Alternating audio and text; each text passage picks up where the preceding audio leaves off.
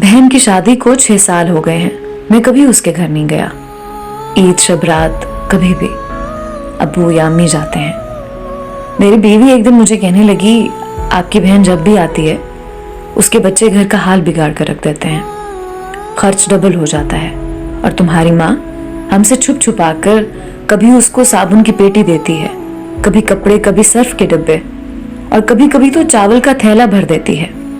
अपनी माँ को बोलो ये हमारा घर है, कोई खैरात सेंटर नहीं। मुझे बहुत गुस्सा आया। मैं मुश्किल से खर्च पूरा कर रहा हूँ और माँ सब कुछ बहन को दे देती है। बहन एक दिन घर आई हुई थी। उसके बेटे ने टीवी का रिमोट तोड़ दिया। मैं माँ से गुस्से में कह रहा था, माँ बहन को बोलो यहाँ ईद पे आया करे बस, और ये जो आप साबुन, सर्फ और चावल का थैला भर कर देती है ना, इसको बंद करें सब। माँ चुप रही, लेकिन बहन ने सारी बातें सुन ली थी। मेरी बहन कुछ ना बोली। 4 बज रहे थे। अपने बच्चों को तैयार किया और कहने लगी, भाई मुझे बस स्टॉप तक छोड़ाओ। मैंने झूठे मुंह कहा, रह लेती कुछ दिन, लेकिन वो मुस्कुराई, नहीं भाई, बच्चों की छुट्टियां खत्म होने वाली हैं। फिर जब हम दोनों भाइयों में जमीन का बंटवारा हो रहा था तो मैंने साफ इनकार किया, भाई मैं अपनी जमीन से बहन को हिस्सा नहीं दूंगा। बहन सामने बैठी थी, वो खामोश थी, कुछ ना बोली। माँ ने कहा, बेटी का भी हक बनता है, लेकिन मैंने गाली देकर कहा, कुछ भी हो जाए मैं बहन को हिस्सा नहीं दूंगा। मेरी बीवी भी बहन को बुरा भला कहने लगी और वो बेचारी खामोश थी। बड़ा भाई अलहदा हो गया कुछ वक्त के बाद और मेरे बड़े बेटे को टीबी हो गई। मेरे पास उसका इलाज करवाने के लिए पैसे नहीं थे। मैं बहुत परेशान था। कर्ज भी ले लिया था, 1 लाख रुपया। भूख सर पर थी।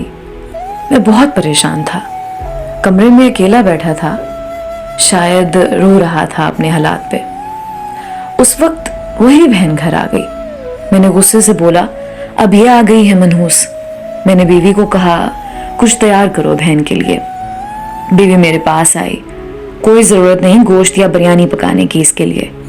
फिर 1 घंटे बाद वो मेरे पास आई, भाई परेशान हो?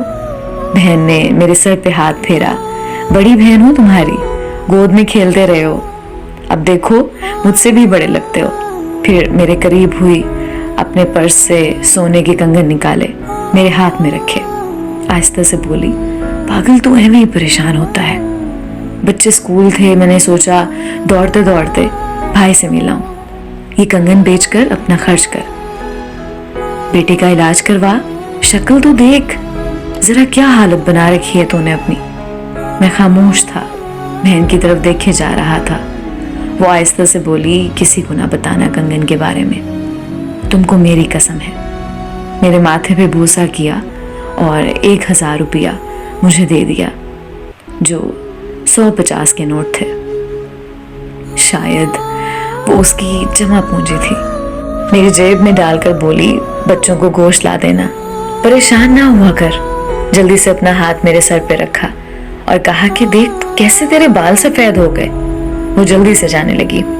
उसके पैरों की तरफ मैंने देखा तो टूटी हुई जूती पहनी थी, पुराना सा दुपट्टा ओढ़ा हुआ था और जब भी आती थी वही दुपट्टा ओढ़ कर आती। बहन की इस मोहब्बत में मर गया था मैं। हम भाई कितने मतलब परस्त होते हैं, बहनों को पल भर में बेगाना कर देते हैं और बहनें भाइयों का जरा सा दुख बर्दाश्त नहीं कर सकती। वो हाथ में कंगन पकड़े जोर जोर से रो रहा था। उसके साथ मेरी आंखें भी नम थीं।